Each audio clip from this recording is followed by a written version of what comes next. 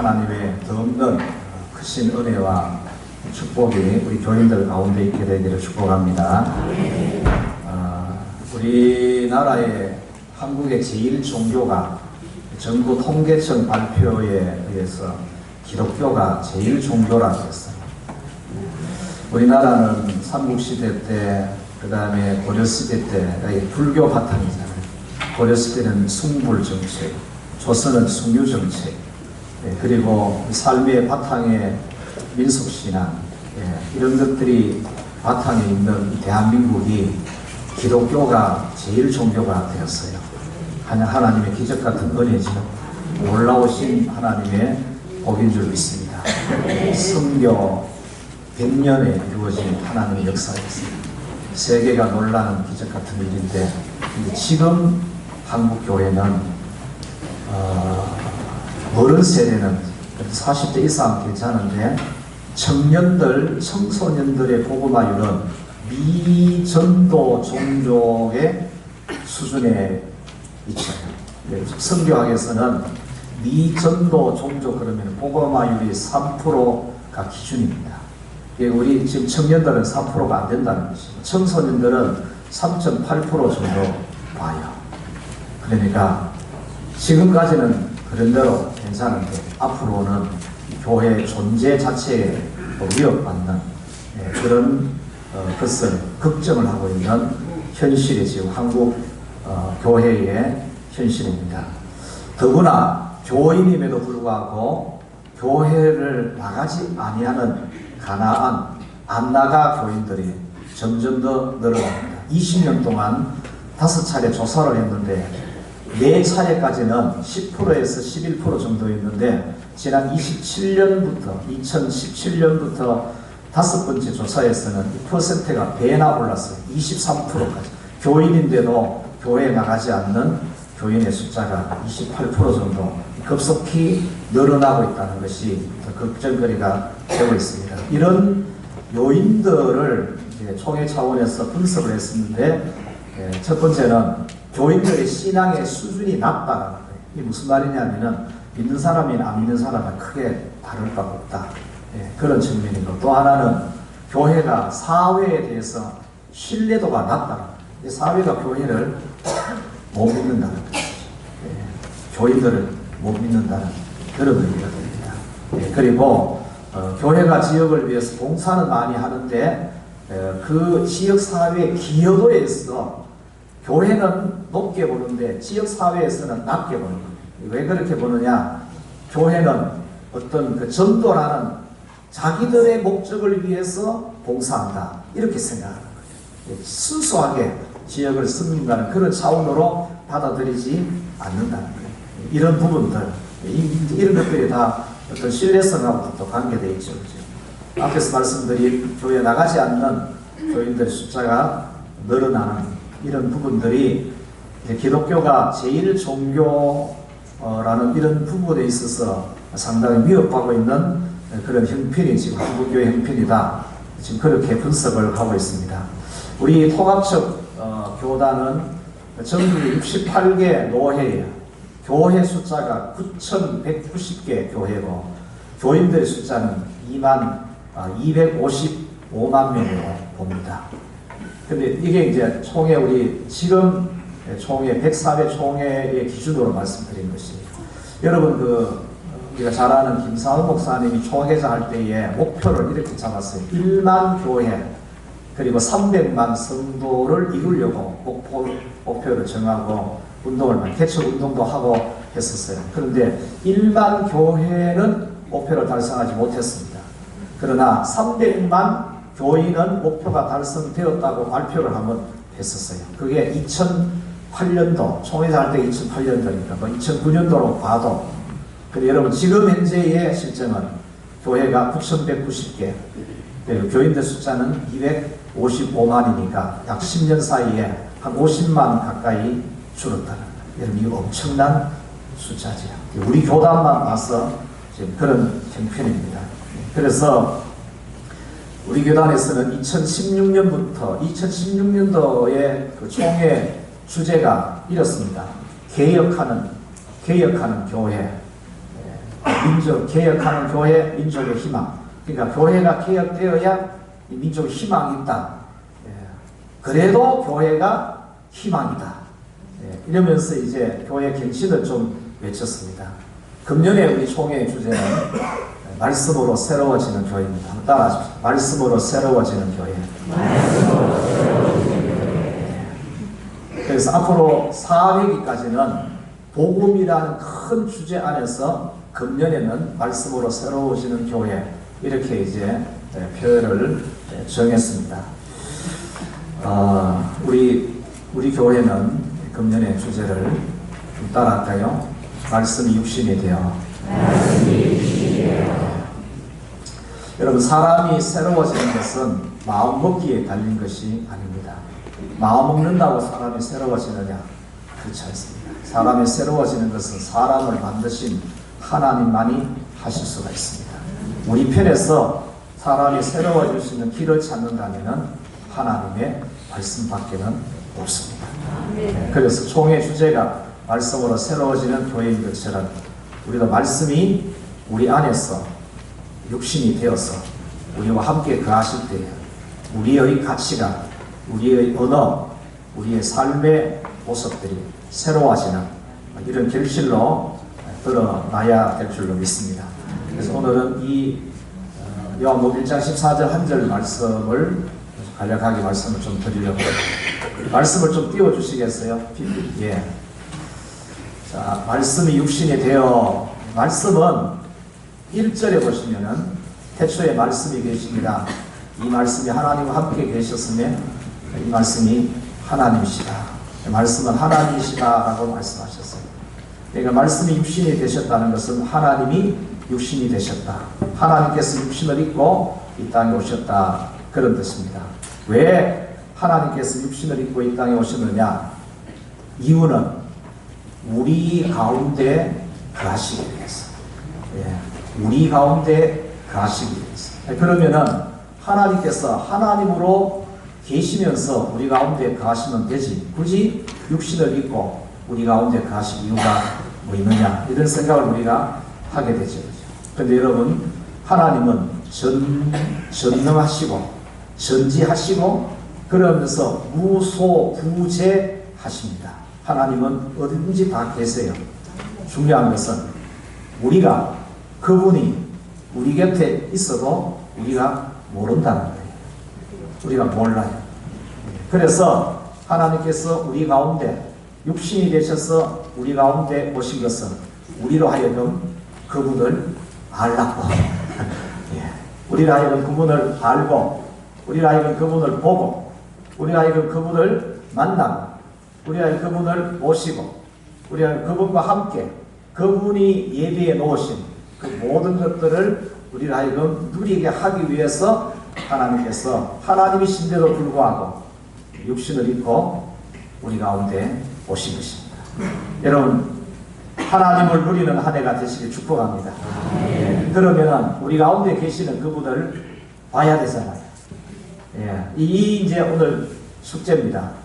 금년 한 해 우리는 이 말씀을 가지고 깊이 묵상을 하면서 우리 가운데 거하시는 그분을 우리가 알고 누리는 한 해가 되었으면 좋겠어요. 지금도 이 자리에 우리 가운데 거하시는 하나님, 여러분 이 안에 우리와 함께 거하시는 하나님, 여러분 이 세상에 오시는 것이 어렵겠어요? 이 안에 들어오는 게 어렵겠어요? 여러분 이 안에 들어오는 게 이게 참 하나님 입장에서 굉장히 어려워요. 이 세상에 오시는 것은 수월하죠.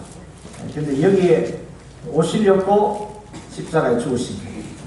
여기에 오시려고 십자가에 죽으신 거예요. 여기에 우리 안에 오셔서 우리 가운데 거하시는 일은 십자가에 죽으시고 부활하시고 성천하시는 이 과정이 없이는 여기에 거하시는 것은 안 되는 거예요. 그래서 우리 가운데 거하시는 그 자체가 기적이잖아요. 그래서 우리는 복음서를 통해서 말씀이 육신이 되어 오신 예수님께서 어떤 개인을 만나든지 어떤 개인의 집에 찾아가든지 어떤 사람을 만나든지 간에 큰 사건이 일어났어요. 기적 같은 역사가 일어나지 않습니까? 예, 그분이 우리 가운데 거하신다는 것 자체가 놀라운 사건인 거예요. 기적 같은 일인 거예요. 그래서 그분을 보는 사람마다, 개인적으로 그분을 만나는 사람마다 인생이 달라지는 이런 역사가 있었잖아요. 여러분, 예수 믿고 나서 얼마나 달라졌어요. 남들이 나를 어떻게 평가하느냐 보다도 내가 나를 볼 때에, 내가 살아온 인생을 볼 때에, 야, 진짜 예수 안 믿었으면 큰일 날 뻔했다. 이렇게 큰일 날 뻔했다. 이 진짜 그런 고백이 우리 가운데 있어야 될 줄 믿습니다. 금년에는 그런 고백을 지난해보다도 더 많이 할 수 있게 되기를 축복합니다. 네. 자, 그런데 세 번째 보시면은 우리가 본이라고 했어요. 우리가 본이. 여러분, 하나님께서 육신을 입고 이 땅에 오셨는데 그분이 예수님이시잖아요. 근데 육신을 입고 오셨다. 다시 말하면은 사람의 모양으로 오신 거예요. 그냥 겉으로 볼 때는 사람이. 그래서 예수님에게는 두 가지 모습이 있어요. 겉으로 보여지는 모습이 있고 속에 감추어진 모습이 있어요. 겉으로 보여지는 모습은 우리와 똑같은 사람이에요. 속에 감추어진 모습은 하나님이다. 근데 사람들은 우리가 보니 대부분은 다 무엇만 보느냐? 여러분, 겉으로 드러난 모습 봐요. 별반 우리와 다를 거 없는. 그래서 나사렛 사람이다. 그래서 그 아버지는 요셉이고 마리아다. 그의 형제는 유다고 야고보고 이렇다. 그 아버지 직업은 목수다. 뭐 이런 거 다 겉으로 드러난 그 모습을 보는 거예요. 근데 여러분, 그렇게 봐서는 여러분 보세요. 저 밑에 네 번째 한번 따라해 볼까요? 그의 영광을 보니. 예수 하나님이 육신이 되어 이 땅에 오실 때는 그분의 영광을 보여주기 위해서 오셨는데 그분의 영광은 안 보고 그냥 겉으로 드러난 사람의 모습만 보게 되는 거예요. 그런데 그것조차도 하나님의 모습이지만은 그러나 하나님께서 진짜 나타내 보여주고자 하는 것은 그 모습이 아닌 거예요. 하나님의 모습을 보여주고 싶은 거예요. 하나님의 영광을 보여주고 싶은 거예요. 그래서 여러분, 우리가 예수님을 바라볼 때, 말씀이 육신이 되어서 오신 그분을 바라볼 때에 그분의 겉모습을 보는 것이 아니고 그분의 겉으로 행하는 모습을 통해서 진짜 우리가 봐야 되고 만나야 되고 알아야 되는 분은 그분의 영광이에요. 그래서 우리가 그의 영광을 보니.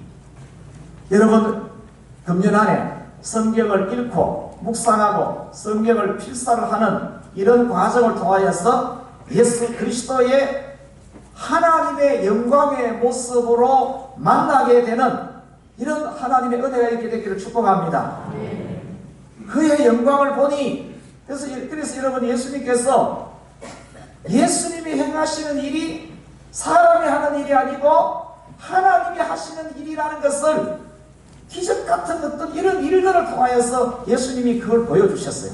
그렇게 보여줘도 사람들은 예수님의 그 모습만 보는 경우가 대부분이었어요. 특별하게 주는 그리스도십니다. 하나님의 아들이십니다. 하나님이십니다.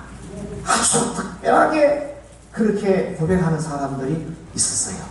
여러분, 그 부분에 대해서 예수님 뭐라고 말씀하셨어요? 너 진짜 복이다. 그러나 너가 그렇게 고백하는 것은 너 혈육이 아니다. 하늘에 계신 내 아버지다. 내 아버지. 여러분, 그래서 우리가 예수 그리스도의 참된 모습.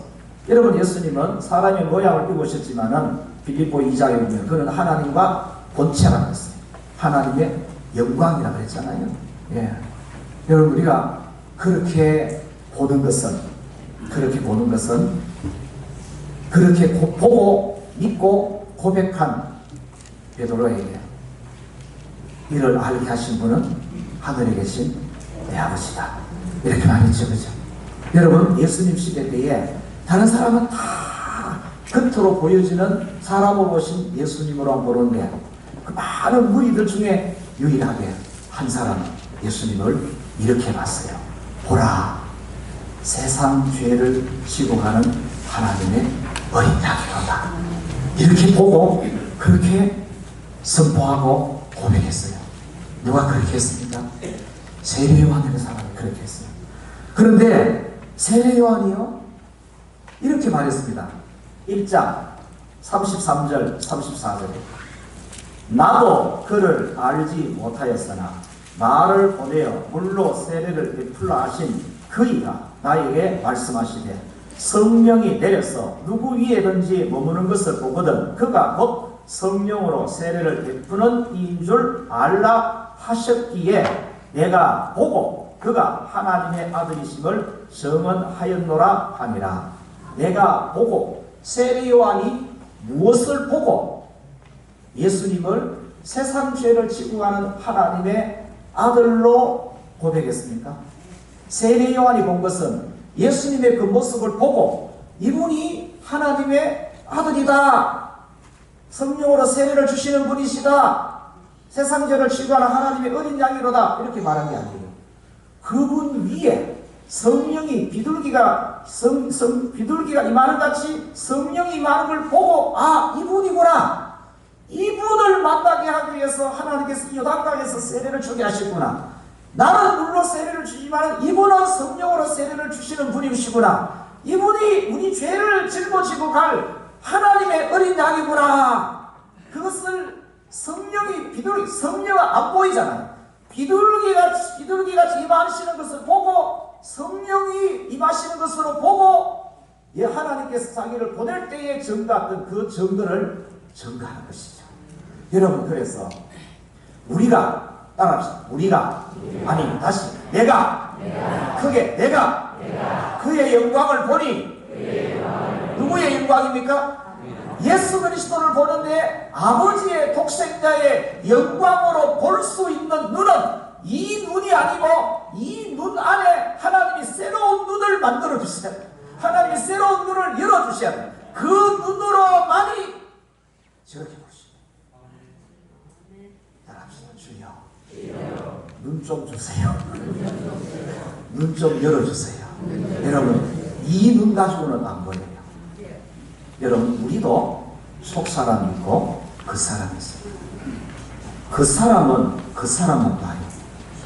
그 사람은 속 사람을 못 봐요. 그 사람은 예수님의 겉모습은 보지 예수님의 속모습은 못 봅니다. 못 봐요. 절대로 못 봐요. 시력이 2.0이라고 해서 보는 게 아니에요. 그 시력과 관계 있는 게 아니죠. 여러분 그래서 우리는 금년에 이 예수 그리스도 말씀이 육신이 되어 우리 가운데 거하시는 그분을 하나님의 영광으로 보고 아버지의 독생자의 영광으로 보는 그 자체가 은혜와 진리가 충만한 것이에요. 예수 그리스도를 하나님의 영광, 하나님 아버지의 영광으로 보는 그 자체가 은혜고 진리가 충만한 상태라는 거예요.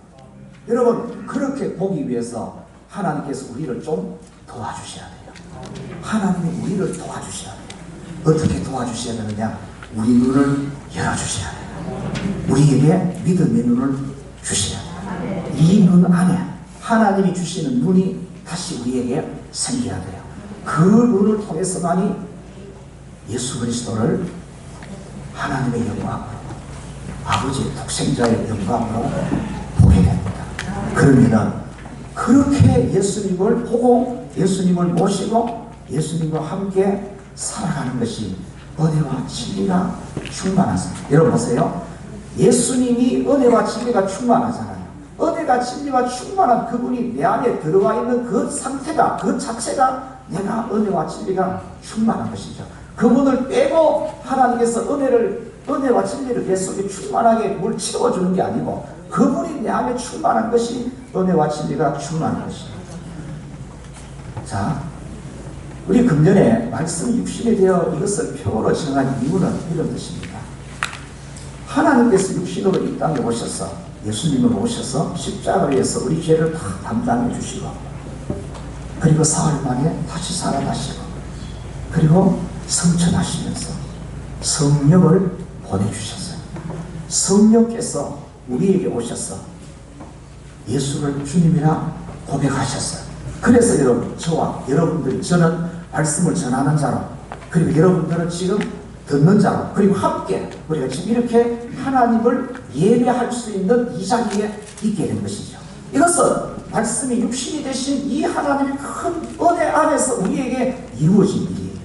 그러면은 이런 은혜를 입은 우리가 이 2020년을 한 해를 살아가면서 총회에서는 말씀으로 새로워지는 교회가 새로워지냐, 원래는 교회는 그 자체가 새로워진 것인데 다만 무엇이 부족했느냐, 우리의 삶의 모습 속에서 말씀이 말씀하는 그 새로워지는 부분이 부족했기 때문에 이런 이제 주제를 걸게 되는 것이죠. 여러분, 금년 아니에요. 말씀이 우리를 이 자리에 세웠으니까 이제는 우리가 말씀을 좀 살립시다. 예. 말씀을 좀 높여요. 우리 삶의 자리에서 말씀 따라 다 살아내지 못한 부분이 있지만은 그래도 말씀대로 살렸고, 그렇게 우리가 삶의 현장에서 그렇게 몸부림하는 것이 우리가 나를 이 자리에 있게 하신 말씀 육신이 되신 그분의 영광을 이제는 우리는 우리 삶을 통해서 나타내는, 드러내는 이런 한 해를 살아가게 될 때에 새로워지는 역사들이 일어날 수가 있겠죠. 새로워지는 열매를 더 풍성하게 대적할 수가 있겠죠. 저희로 너희 착한 행실을 보고, 저희로 밖에 있는 사람, 너희 여기 있는 우리의 착한 행실을 보고 하늘에 계신 너희 아버지께 영광을 돌리게 하라. 말씀을 살리는 그런 한 해를 살아가는 우리 모두 되시길 주의 이름으로 축복합니다. 그래서 오늘 이 성찬의 자리에 우리가 주님께서 우리 십자가를 위해서 지키시고 흘리신 그 피와 살과 피를 우리 오늘 떡과 잔을 통해서 받습니다. 2000년 전으로 다시 한번 우리는 2000년 전으로 돌아가 보진 않았어요. 2000년 전에 예수님께서 제자들과 마지막 성찬하시는 그 자리로 한번 생각으로 돌아가 보십시오. 그렇게 해서 주님이 직접 주시는 떡을 받고 잔을 받는다고 믿음으로 그렇게 받으시고, 제자들이 주님을 따라서 주님이 가신 그 길을 잘 갔듯이 하려 우리 그런 결단하면서 시작하는 한 해 되었으면 좋겠습니다. 찬송가 144장 1절